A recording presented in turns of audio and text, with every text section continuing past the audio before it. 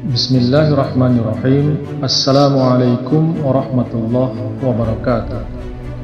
Asyhadu an la ilaha illallah wahdahu la syarikalah wa asyhadu anna Muhammadan abduhu wa rasuluh. Amma ba'd.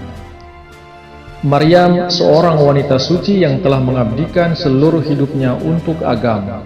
Hidupnya menjadi berubah total ketika Allah Subhanahu wa taala menjadikannya hamil, padahal ia tidak disentuh oleh siapapun.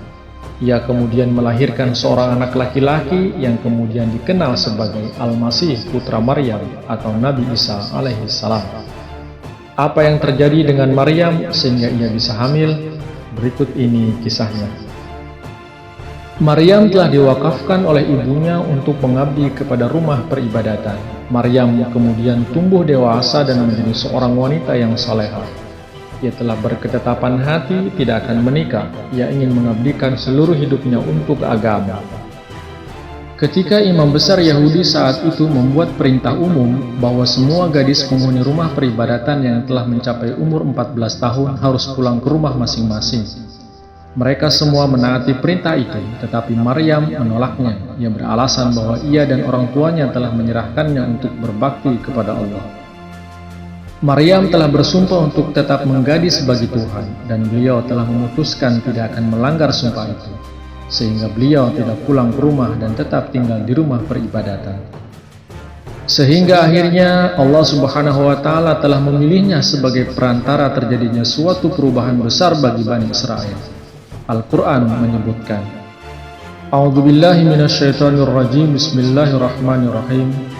Wa idh qalatil malaikatu ya Maryamu innallaha astafaki wa tahharaki wastafaki ala nisa'il alamin. Yang artinya, dan ingatlah ketika malaikat-malaikat berkata, Hai Maryam, sesungguhnya Allah telah memilih engkau dan mensucikan engkau, dan telah memilih engkau di atas wanita-wanita semesta alam. Al-Imran ayat 42. Mengenai ayat ini telah dijelaskan di video sebelumnya bahwa Maryam telah dipilih oleh Allah bukan berarti ia sebagai wanita terbaik di seluruh dunia dan sepanjang masa. Akan tetapi yang dimaksudkan oleh ayat ini adalah ia sebagai wanita terbaik dan terpilih di masanya dari kalangan Bani Israel. Allah Subhanahu wa taala memilih Maryam untuk apa? Anugerah apa yang Allah taala berikan kepada Maryam?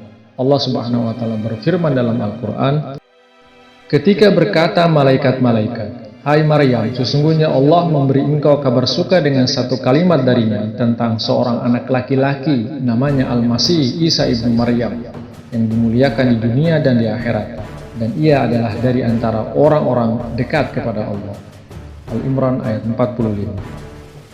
Allah Subhanahu wa taala memberikan kabar gaib kepada Maryam bahwa ia akan mengandung dan melahirkan seorang putra.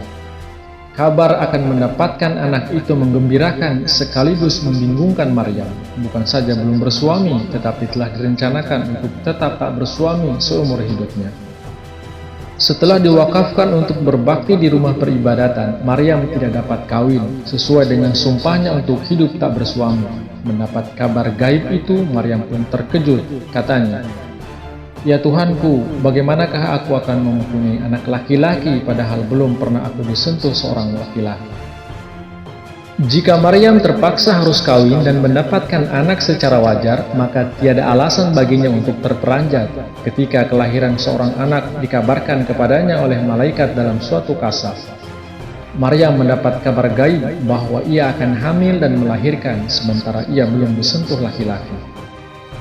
Dia berfirman, demikianlah kekuasaan Allah, dia menciptakan apa yang dia kehendaki. Apabila dia memutuskan sesuatu hal, maka dia berfirman tentang itu. Jadilah, maka jadilah itu. Bagaimana Maryam mendapat kabar bahwa dirinya hamil? Seorang malaikat datang kepada Maryam berwujud seorang laki-laki menyampaikan kepada beliau amanat ilahi mengenai kehamilannya.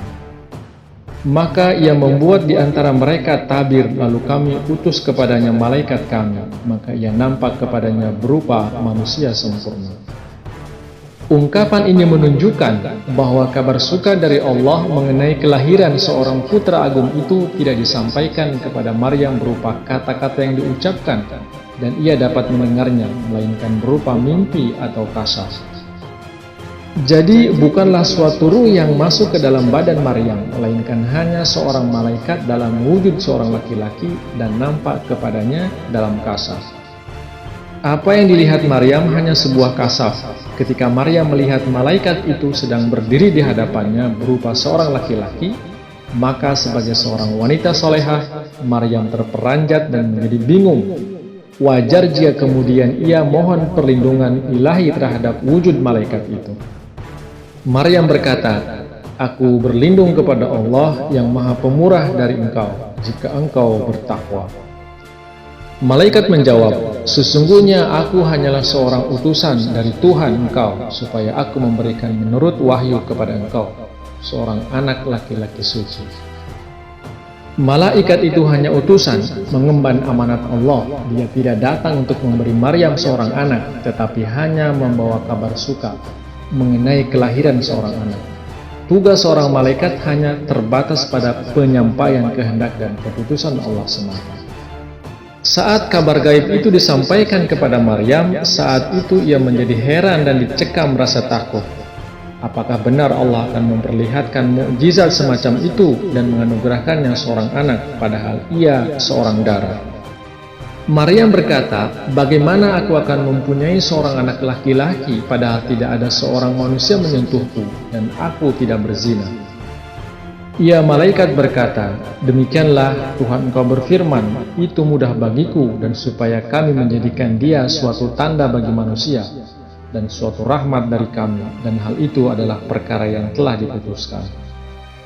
Allah Subhanahu wa Ta'ala telah menakdirkan seorang anak tanpa bapa akan dilahirkan Maryam, dan keputusan ini tidak dapat dicabut kembali.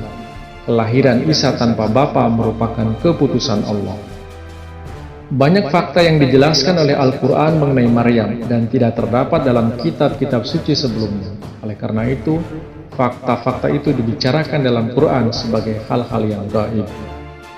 Yang demikian itu sebagian dari kabar-kabar gaib yang kami wahyukan kepada engkau, dan engkau tidak bersama mereka ketika mereka melemparkan panah-panah mereka untuk mengundi siapakah di antara mereka yang akan memelihara Maryam, dan tidak pula engkau bersama mereka ketika mereka berbantah.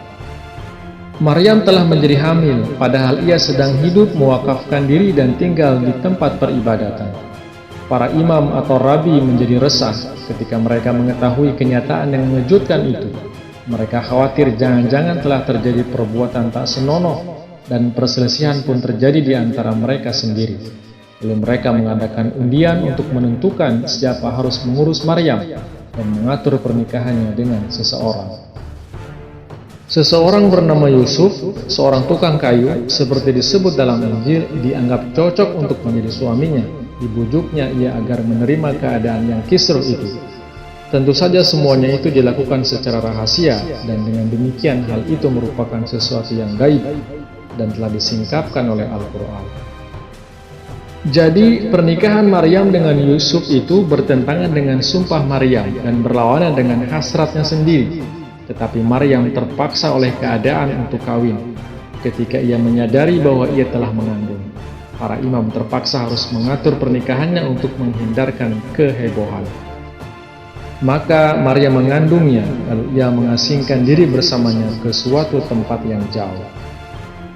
Yang dimaksud dengan tempat yang jauh adalah Bethlehem, yang letaknya kurang lebih 70 mil sebelah selatan Nazaret.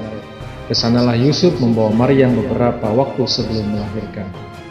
Seperti apa dan bagaimana peristiwa Maryam akhirnya melahirkan Nabi Isa alaihissalam, silahkan simak kelanjutan kisahnya di video berikutnya. Jazakumullah. Assalamualaikum warahmatullahi wabarakatuh.